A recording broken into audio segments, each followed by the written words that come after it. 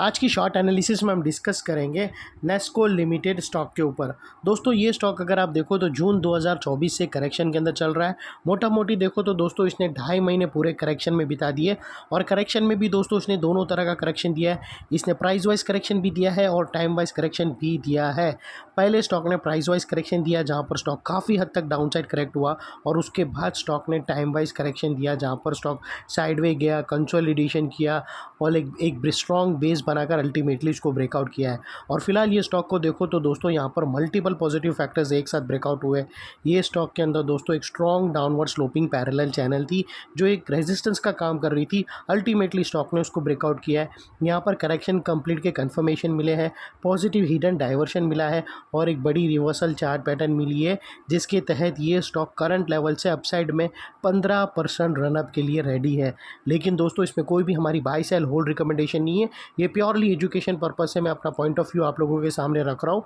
कोई भी पोजीशन लेने से पहले अपने एडवाइज़र को एक बार ज़रूर कंसल्ट कर लेना। दोस्तों आप लोग देख सकते हो कि ये वो टॉप एरिया था जहाँ से करेक्शन स्टार्ट हुआ था और यहाँ से कुछ ऐसी downward sloping parallel channel stock के अंदर बनी और जब तक स्टॉक ये डाउनवर्ड स्लोपिंग पैरेलल चैनल में था इसने प्राइस वाइज करेक्शन दिया और back to back lower lows भी हिट दिए।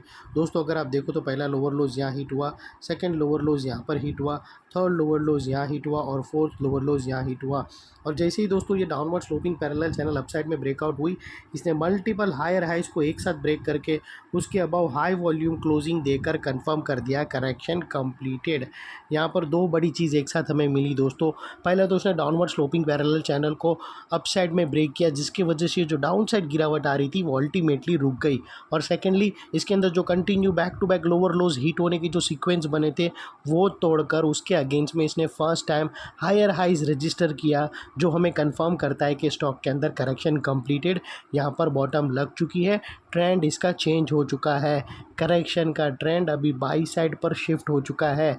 अनलेस एंड अनटिल यहाँ पर कोई नया लोअर लोज ना मिल जावे या फिर पुराने लोअर लोज के नीचे क्लोजिंग ना मिले तब तक हम यही मानकर चलेंगे कि स्टॉक के अंदर करेक्शन कंप्लीटेड, यहाँ पर बॉटम लग चुकी है। और सेकेंडली दोस्तों इसके अंदर इसने अपसाइड ट्रेंडिंग मूव का पहला कदम सक्सेसफुली जमा दिया है क्योंकि इसने मल्टीपल हायर हाइज को एक ही स्विंग में अपसाइड में ब्रेक किया है। और दोस्तों देख लेते हैं डाइवर्शन का पार्ट। तो दोस्तों अगर मैं आप लोगों को RSI डालकर दिखाऊं और आप MACD के ऑसिलेशन को और RSI के लोअर लोज को और प्राइस एक्शन के लोअर लोज को कंपेयर करो तो आपको यहाँ पर हिडन डाइवर्शन क्लियरली विटनेस होगा। दोस्तों अगर आप देखो यहाँ पर प्राइस एक्शन के जो लोअर लो स्विंग है वो यहाँ से अपसाइड में टिल्ट हुए हैं दोस्तों। और वही दोस्तों RSI के लोअर लो स्विंग देखो तो डाउन साइड में टिल्ट हुए हैं और यहाँ से हमें ब्रेकआउट मिला है जो एक अपसाइड मोमेंटम पंप करेगा स्टॉक के अंदर। और दोस्तों सेकेंडली बात कर लेते हैं चार्ट पैटर्न की। तो दोस्तों अगर मैं आप लोगों को बताऊँ तो यहाँ पर आप लोगों को क्लियरली एक ट्रायंगुलर चार्ट पैटर्न ब्रेकआउट होते हुए मिलेगी।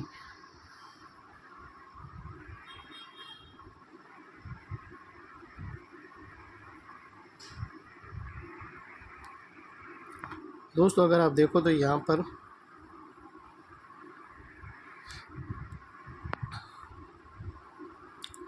दोस्तों यहाँ पर एक और चीज़ आप लोगों को नोटिस में देना है कि दोस्तों यहाँ पर जो ट्रायंगुलर चार्ट पैटर्न हमें मिली है यहाँ पे दो नेकलाइन का कॉन्सेप्ट हम यूज़ करेंगे क्योंकि नेकलाइन के पास इमीडिएट रेजिस्टेंस है फ्रेंड्स।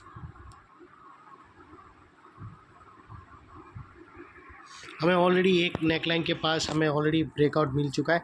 950 का जो फर्स्ट नेकलाइन है उसके ऊपर ऑलरेडी हमें ब्रेकआउट मिल चुका है। हमें वेट करना है सेकंड नेकलाइन का क्लोजिंग अबाउ 978 यानी राउंड फिगर पकड़ लो 980। ये 980 के ऊपर हमें एक और क्लोजिंग चीज़ मिल गया तो फिर ये ट्रायंगुलर चार्ट पैटर्न एक्टिव हो जाएंगी। और दोस्तों ये जो इनसाइड रेंज है ट्रायंगुलर चार्ट पैटर्न की ये तकरीबन 15% की है जो दोनों नेकलाइन ब्रेकआउट होने के बाद अपसाइड में 15% रनअप देगा। और वो लिहाज से दोस्तों स्टॉक का जो अगला टारगेट्स निकल कर आता है वो तकरीबन 1130 का आता है जो दोस्तों 15% होता है नेकलाइन से। और दोस्तों ये टारगेट अचीव करने से पहले बीच में कुछ रेजिस्टेंस है जो ये स्टॉक फेस करेगा और उसको हम ब्लू में कर देते हैं। और सेकेंडली दोस्तों आप यहाँ पर स्टॉप लॉस रखने के मल्टीपल ऑप्शन अवेलेबल है। आप फर्स्ट ब्रेकआउट कैंडल के लो के नीचे क्लोजिंग बेसिस पे स्टॉप लॉस रख सकते हो, या फिर दोस्तों एटीआर की हेल्प ले सकते हो, या फिर फर्स्ट लोअर स्विंग भी रख सकते हो। लेकिन दोस्तों इतना मेक श्योर करना है कि आपका risk to reward ratio at least 1:2 या 1:1.5 के पास फॉल हो। और सेकेंडली ये जो नेकलाइन के पास का एरिया, ये बहुत ही इंपॉर्टेंट एरिया है दोस्तों, क्योंकि अगर आप देखो तो यहाँ पर मल्टीपल पॉजिटिव फैक्टर्स एक साथ ब्रेकआउट होते हुए मिले। दोस्तों यही एरिया पे डाउनवर्ड स्लोपिंग पैरेलल चैनल हमें अपसाइड में ब्रेकआउट होते हुए मिली। यही एरिया पे लोअर लोज हायर हाइज में शिफ्ट होते हुए मिले। यही एरिया पे दोस्तों हमें आरएसआई के थ्रू हिडन डाइवर्शन मिला। और यही एरिया पे दोस्तों हमें एक ट्रायंगुलर चार्ट पैटर्न ब्रेकआउट होते हुए मिली है। तो दोस्तों जो एरिया अभी तक एक स्ट्रॉन्ग रेजिस्टेंस था, वो अल्टीमेटली स्ट्रॉन्ग सपोर्ट बनकर खड़ा है। और इनकेस दोस्तों अगर स्टॉक अपसाइड स्टार्ट किया और कहाँ पर भी टारगेट से पहले सेलिंग प्रेशर फेस करके वापस वो नेकलाइन को रीटेस्ट करने आया, तो दोस्तों रीटेस्ट के टाइम पे ये एरिया सामने आके एक स्ट्रॉन्ग सपोर्ट का काम करेगा और स्टॉक को इधर अपसाइड में पुश करेगा या साइडवे कंसोलिडेशन में। और इतने बड़े स्ट्रॉन्ग सपोर्ट के नीचे तुम्हारा स्टॉप लॉस होना चाहिए जो आसानी से हीट ना हो। लेकिन बाय एनी चांस अगर क्लोजिंग बेसिस पे हीट हो जाता है तो दोस्तों सिंसियरली स्टॉप लॉस देकर ट्रेड को वाइंड अप कर देना। और दोस्तों एक और चीज़ नहीं भूलना कि ये चार्ट पैटर्न में हमने 2 नेकलाइन वाली स्ट्रेटेजी रखी है, क्योंकि दोस्तों फर्स्ट नेकलाइन है उसके पास इमीडिएट एक और रेजिस्टेंस बैठा है। दोस्तों अगर आप देखो तो यहाँ पर एक और रेजिस्टेंस है, वो लिहाज से दोस्तों हमने 2 नेकलाइन रखी है। तो एक्चुअल ब्रेकआउट अगर आएगा तो 980 के ऊपर क्लोजिंग मिलेंगी, फिर ही माना जाएगा। मैंने लोगों को देखता हूँ कि उसके पहले ही वो पोजीशन लेके नीचे फिर फॉल्स ब्रेकआउट हो जाता है और नीचे कमेंट्स आते हैं कि सर ये तो स्टॉक नीचे आ गया। लेकिन जब मैं देखता हूँ तो पता चलता है कि इसने एक्चुअल ब्रेकआउट दिया ही नहीं, यानी प्रॉपर ब्रेकआउट होता नहीं और तुम सीधा पोजीशन ले लेते हो, ऐसा नहीं होता है दोस्तों। यहाँ पर एक बहुत बड़ा रेजिस्टेंस है। और दोस्तों मैंने आप लोगों को प्रीवियसली वीडियो में भी बहुत बार समझाया हूँ कि फॉल्स ब्रेकआउट का मोस्टली जो कारण होता है वो नेकलाइन के पास इमीडिएट रेजिस्टेंस।